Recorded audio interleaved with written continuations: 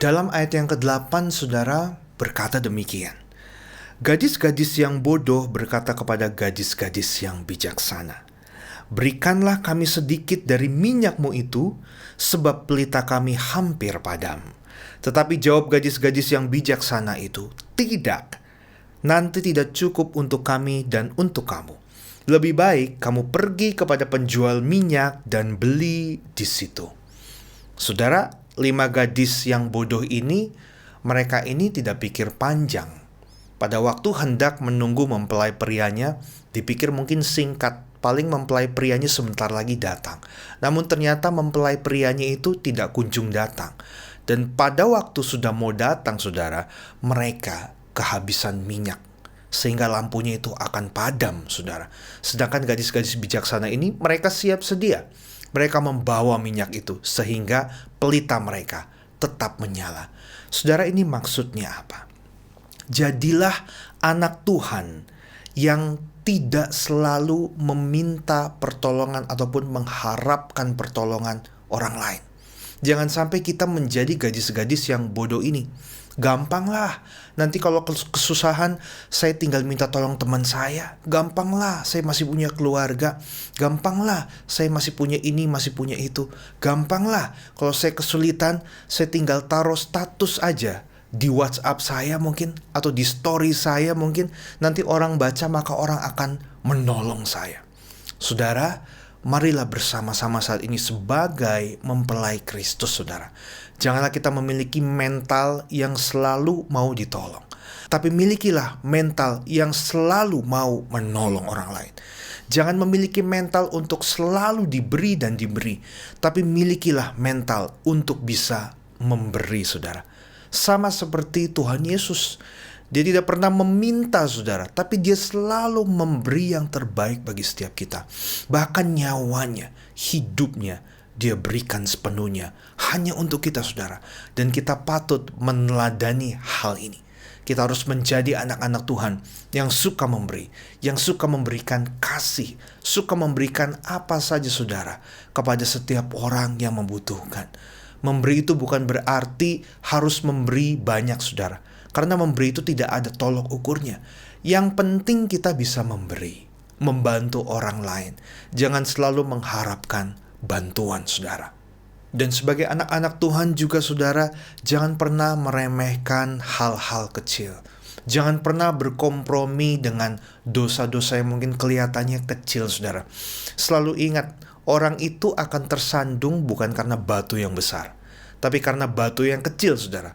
Kalau kita sedang jalan kaki, lalu kaki kita terantuk batu kecil, itu rasanya sakit sekali, saudara. Nah, karena itu, saudara, marilah setiap kita mau take it seriously, saudara, dalam segala hal. Jangan kompromi. Tidak ada yang lihat ini. Nggak apa-apalah.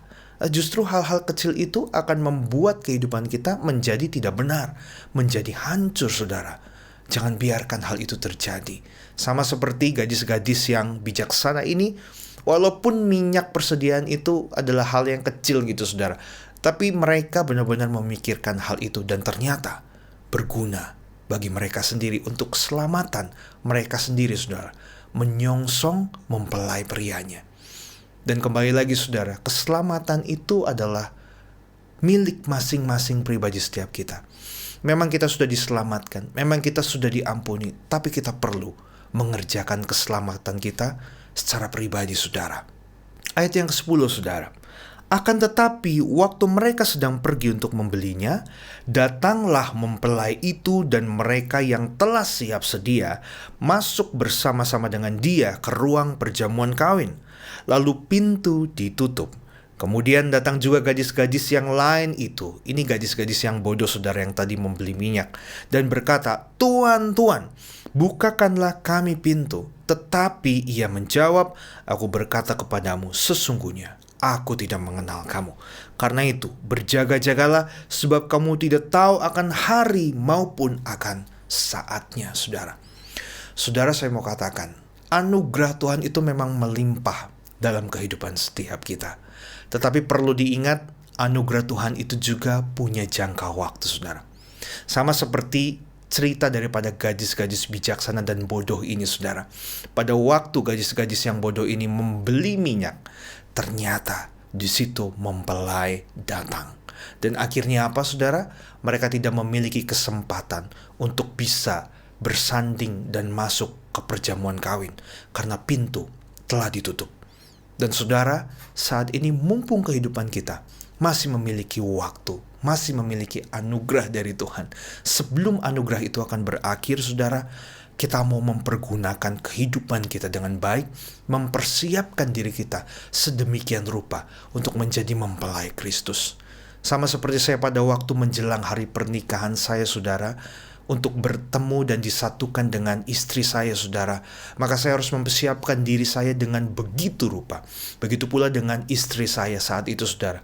Dia harus mempersiapkan dirinya begitu rupa, saudara, agar terlihat cantik, terlihat anggun dalam segala hal, sehingga pada waktu mempelai pria yaitu saya datang, mempelai wanitanya sudah siap, saudara, untuk diberkati di depan altar dan hidup bersama-sama selama-lamanya. Dan saya rindu setiap kita menjadi mempelai-mempelai Kristus, saudara, yang selalu siap sedia kapanpun Tuhan mempelai itu akan datang. Mari kita berdoa, saudara. Bapa di dalam surga, terima kasih Tuhan atas kebenaran firman Tuhan yang telah Engkau berikan lewat hamba-Mu Tuhan pada hari ini. Kami mengerti Tuhan bahwa saat-saat ini adalah saat-saat yang penting, saat-saat yang luar biasa, yang begitu dekat akan kedatangan-Mu Tuhan. Kami saat ini Tuhan mau berkomitmen untuk menjadi seperti 5 gadis yang bijaksana, bukan seperti 5 gadis yang bodoh. Kami tidak ingin menyia-nyiakan kesempatan anugerah Tuhan yang luar biasa pada hari ini, pada saat ini Tuhan. Kami tidak mau hidup secara sembarangan. Kami mau terus hidup setia dan taat di dalam proses penantian ini Tuhan. Kami mau sabar menanti Engkau, menanti kedatangan-Mu yang kedua kali, menjemput kami Tuhan. Dan ketika Engkau menjemput kami, Engkau dapati kami layak di hadapan-Mu Tuhan. Kami mau mempersiapkan segala sesuatunya Tuhan, mulai dari saat ini. Kami mau belajar mengenal Engkau lebih dalam lagi. Kami mau mengubah karakter kami menjadi karakter Kristus di dalam kehidupan kami. Kami mohon Tuhan, Roh Kudus bimbing kami, tuntun kami, agar kami tidak terlena, agar kami tidak jatuh ke dalam pencobaan, agar kami bisa kuat Tuhan menghadapi pencobaan dan ujian di dalam kehidupan kami ini Tuhan. Kami mau Tuhan untuk taat dan setia, dan kami mau mendandani manusia roh kami, sehingga kami menjadi mempelai wanita-Mu yang berkenan di hadapan-Mu Tuhan. Terima kasih ya Bapa untuk kesempatan pada hari ini, untuk firman Tuhan yang begitu luar biasa. Kami mau tanamkan di dalam hati kami mau merenungkannya, dan kami mau mengerjakannya Tuhan. Di dalam nama Tuhan Yesus Kristus kami berdoa. Haleluya. Amin. Jadikan aku indah yang Kau pandang mulia, seturut karya-Mu di dalam hidupku. Ajarku berharap hanya kepadamu, taat dan setia kepadamu.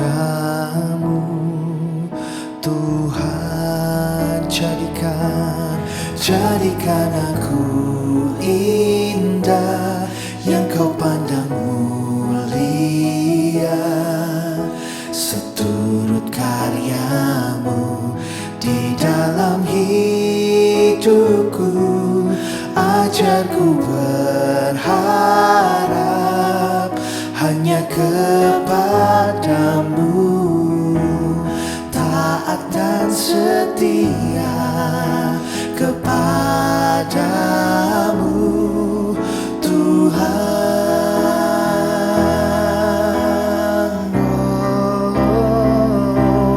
Jadikan aku indah yang kau pandang mulia, seturut karyamu di dalam hidupku. Ajarku berharap hanya kepadamu, taat dan setia kepadamu, Tuhan. Kami mau taat, taat dan setia, taat dan setia, taat dan setia kepadamu.